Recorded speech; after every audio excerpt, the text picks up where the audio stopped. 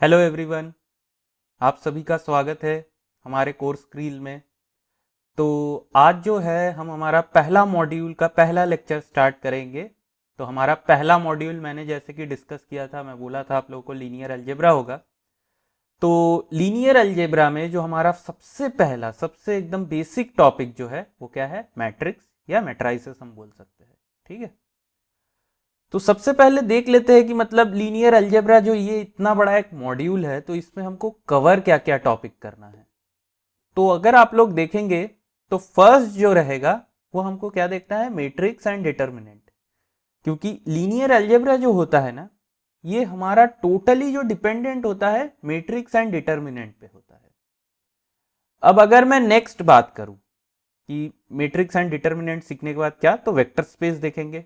ठीक है, एक एक करके हम सब जानेंगे कि क्या होता है वेक्टर स्पेस। फिर देखेंगे हम लोग क्या, रैंक ऑफ मैट्रिक्स, फिर eigen values and eigen vector, और लास्ट में जो कि सबसे इंपॉर्टेंट है वो क्या है, सॉल्यूशन ऑफ इक्वेशन। और देखिए लास्ट में हम क्या करेंगे कि previous year question of GATE. ठीक है, एक और मैं अच्छे से लेक्चर इसका भी सेपरेटली कर देंगे। ठीक है, तो यहां पे जब मैं ये जो मॉड्यूल लिखे हुए हैं इसके साथ भी हम लोग क्वेश्चन सॉल्व तो करेंगे ही, लेकिन लास्ट में भी मेरे को लगता है कि एक मॉड्यूल और कर लेंगे, जिससे कि क्या हो, मतलब जो सब पार्ट, सॉरी नॉट मॉड्यूल, तो एक सब पार्ट और क्या कर लेंगे कि previous year questions of GATE, ESC, जो भी गुड क्वेश्चन है, जो अच्छे क्वेश्चन है, उसको थोड़ा सा हम लोग डिस्कस कर लेंगे। ठीक है, तो अब अगर मैं आपसे पूछूं कि लीनियर अलजेब्रा कहाँ पे यूज होता है, ठीक है, मतलब मैथ्स में है वो तो मेरे को भी पता है, लेकिन क्यों लीनियर अलजेब्रा हम मतलब एक बाइफर्केशन किए हैं अलजेब्रा में जो कि लीनियर अलजेब्रा है। तो नाम में ही ना इसका मीनिंग छुपा हुआ है, लीनियर अलजेब्रा। ठीक है, तो लीनियर अलजेब्रा क्या होता है ना, हम बेसिकली लीनियर इक्वेशंस को सॉल्व करना चाहते हैं, साइमल्टेनियस लीनियर इक्वेशंस को सॉल्व करना चाहते हैं। कोई भी एक लीनियर सिस्टम हो सकता है, ठीक है, कंट्रोल सिस्टम में या नेटवर्क में हो सकता है, आरएलसी सर्किट हो सकता है, ठीक है, जो कि लीनियर हो। तो हमको क्या है कि उसको उस इक्वेशंस को सॉल्व करना है। तो जो अलजेब्रा उसमें रहता है उसको हम क्या बोलते हैं, लीनियर अलजेब्रा। और हम ये लीनियर अलजेब्रा में जो हमने अभी लीनियर इक्वेशन का बात किया, इसको हम रिप्रेजेंट कैसे करते हैं, हम इसको रिप्रेजेंट करते हैं इन वेक्टर स्पेस। ठीक है, मतलब जो भी ये लीनियर इक्वेशंस आते हैं, इसको अगर मैं ग्राफिकली मतलब क्या बोलते हैं, अगर इसको ड्रॉ करना चाहूं, ठीक है, तो हम इसको ड्रॉ नहीं प्लॉट करना चाहूं, तो वो जो स्पेस में हम इसको प्लॉट करेंगे उसको क्या बोलते हैं, हम वेक्टर स्पेस।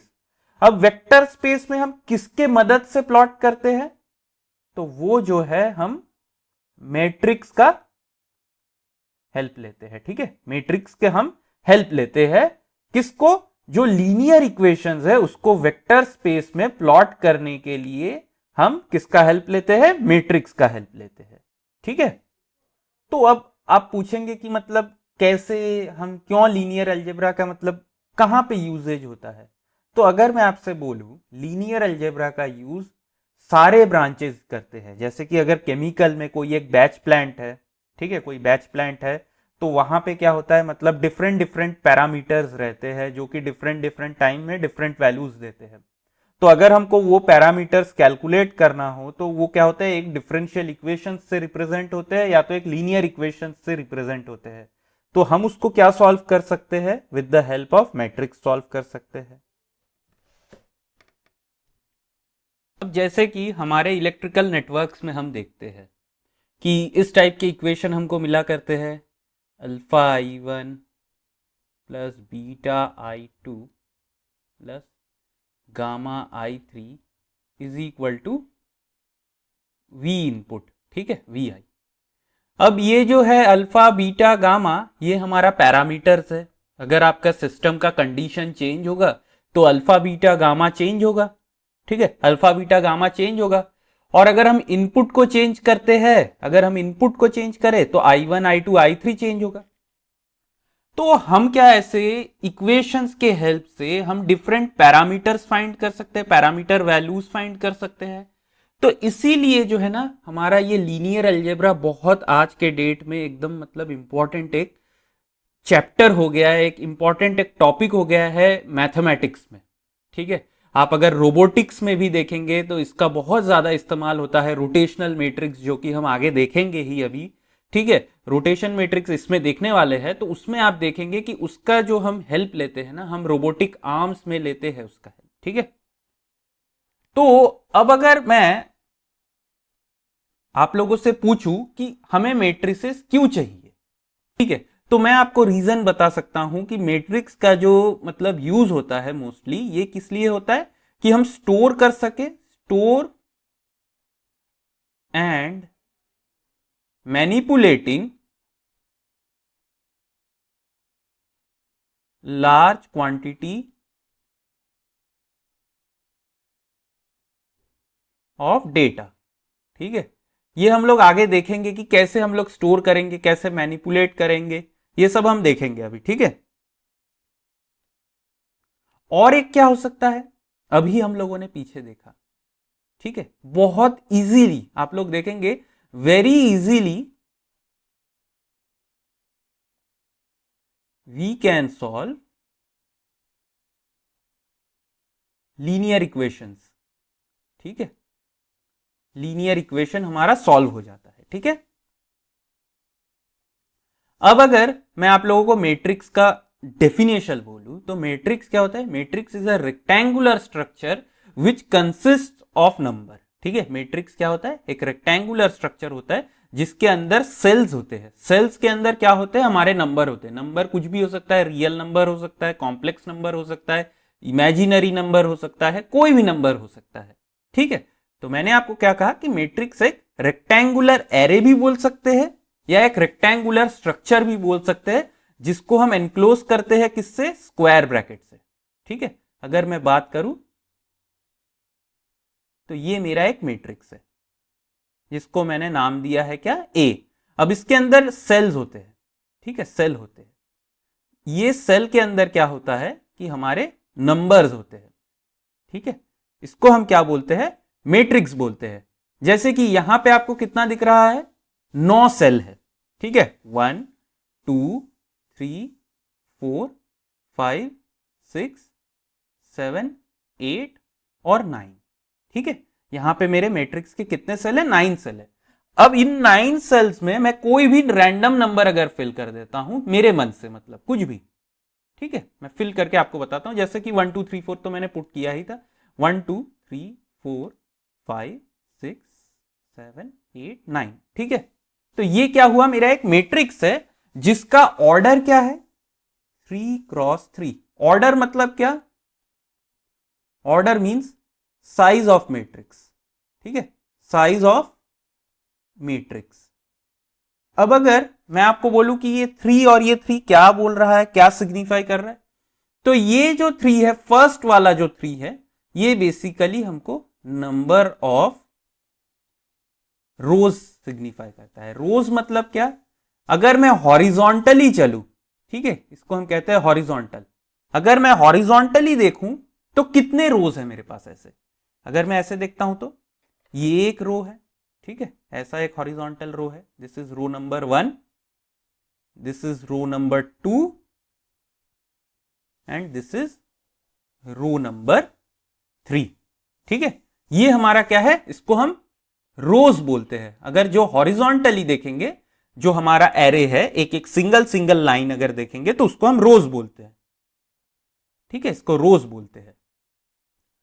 और अगर मैं ये सेम एरे को ऐसे वर्टिकली ले लूं तो उसको हम क्या कहते हैं, कॉलम्स कहते हैं। ठीक है, ये हमारा कॉलम्स है। अगर मैं वर्टिकली जाऊं तो ये हमारे क्या हुए, कॉलम्स हो गए। ठीक है, अब मैंने आपको क्या बोला, जो इसमें ऑर्डर में जो पहला होता है वो नंबर ऑफ रोज सिग्निफाई करता है, और जो दूसरा होता है वो क्या करता है, नंबर ऑफ कॉलम्स सिग्निफाई करता है। ठीक है, तो हमेशा याद रखिए, ऑर्डर मतलब क्या, size of matrix. Size of matrix मतलब क्या, number of rose into number of columns. ठीक है, अब अगर मैं आपको पूछ दूं कि इन टोटल आप मेरे को बताइए कि नंबर ऑफ सेल्स कितने हैं, नंबर ऑफ सेल अगर बोलूं या नंबर ऑफ एलिमेंट्स भी बोल सकता हूं, नंबर ऑफ एलिमेंट्स, ठीक है, इनको एलिमेंट्स भी बोल सकता हूं, तो क्या होगा टोटल यहां पे कितने, 3 × 3, ठीक है, मतलब क्या हुआ 9। मतलब क्या कि number of rows, sorry, R into C लिख सकता हूं कि नहीं, अगर मैं नंबर ऑफ रोज को आर से डिनोट कर दूं, नंबर ऑफ कॉलम्स को अगर सी से डिनोट कर दूं, तो नंबर ऑफ एलिमेंट्स क्या होंगे, आर क्रॉस सी हो जाएगा।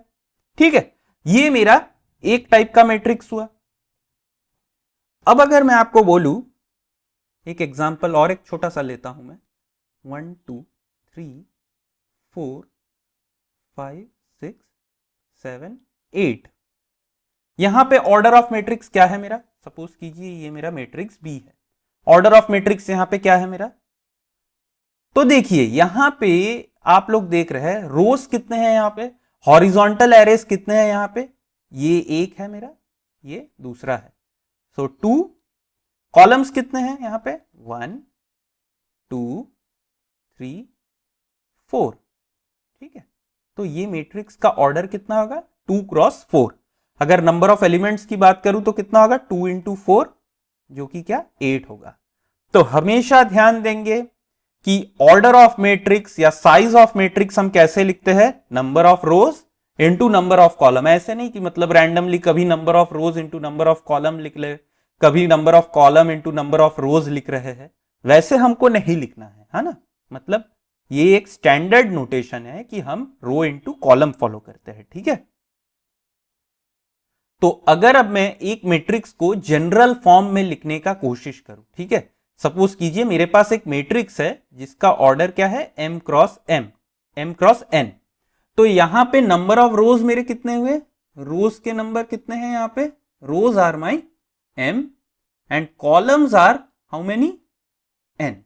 ठीक है, अब यहां पे अगर मैं इसको जनरलाइज्ड रिप्रेजेंट करूं तो देखिए a11 मतलब क्या, एलिमेंट जो कि मेरा फर्स्ट रो और फर्स्ट कॉलम में है। ठीक है, ये भी हम लोग देखेंगे कि क्या होता है। A11 मतलब क्या, ये जो फर्स्ट वाला टर्म रहता है ना, ये बेसिकली आपको रो का नंबर बताता है, और ये जो दूसरा वाला ये क्या बोलता है मेरे को, कॉलम का नंबर बता देता है। ठीक है, अब सपोज कीजिए जैसे कि A34 है, ठीक है, A34 आपको क्या बोल रहा है कि थर्ड रो में, ठीक है, थर्ड रो फोर्थ कॉलम में जो एलिमेंट है उसको सिग्निफाई कर रहा है। ठीक है, तो ये चीज का हम लोग थोड़ा ध्यान देंगे। तो A11 A12 ऐसे ही मेरा A1n होगा। क्यों n क्यों यहां पे आया, क्योंकि मैंने पहले ही देखिए इसका ऑर्डर n, मतलब नंबर ऑफ कॉलम्स यहां पे n है, तो देखिए ये फर्स्ट कॉलम, ये सेकेंड कॉलम, ये nth कॉलम। ठीक है, nth कॉलम, लेकिन ये रो कौन सा है, ये रो तो मेरा फर्स्ट ही है ना, और ये nth कॉलम, ठीक है, लिखना भूल गया मतलब, तो ये लेकिन मेरा रो कौन सा है, ये तो फर्स्ट रो ही है। ठीक है, तो इसीलिए देखिए यहां पे रो का नंबर सबका सेम है। अब अगर मैं सेकेंड रो की बात करूं तो यहां पे देखिए A21, क्यों 21, क्योंकि ये सेकेंड रो फर्स्ट कॉलम, अब देखिए फर्स्ट कॉलम तो A21, फिर आएगा A22, ऐसे ही क्या आएगा A2n, ऐसे ही अगर मैं m रो की बात करूं, mth रो का बात करूं तो AM1 AM2 AMN। ठीक है, तो ये हमारा क्या हुआ है, जनरलाइज्ड रिप्रेजेंटेशन ऑफ मैट्रिक्स। यहां पे अगर मैं नंबर ऑफ एलिमेंट्स की बात करूं तो कितना होगा, m क्रॉस n हो जाएगा। ठीक है, और यहां पे देखिए हमारा जो रिप्रेजेंटेशन रहता है ना, अगर मैं जनरलाइज्ड कोई भी एक टर्म का बात करूं तो क्या कैसे लिखेंगे हम, अगर ये मैट्रिक्स को हम शॉर्ट फॉर्म में लिखना चाहे तो हम ऐसे भी लिख सकते हैं Aij, where i varies from क्या, i varies from 1 to m, ठीक है, एंड j वेरीज फ्रॉम कहां से कहां तक, j वेरी करता है 1 से लेके n तक। ठीक है, तो बेसिकली ये आई क्या रिप्रेजेंट करता है, ith रो, और ये जे क्या रिप्रेजेंट करता है, jth कॉलम। ठीक है, एकदम सिंपल सा है ये चीज हमारा। तो ये जो पार्ट है बस हम लोग यहीं पे कवर करेंगे। जो नेक्स्ट हमारा टॉपिक रहेगा, नेक्स्ट जो लेक्चर सेशन रहेगा, उसमें क्या हम लोग टाइप्स ऑफ मैट्रिक्स स्टार्ट कर लेंगे। ठीक है, ओके देन, थैंक यू।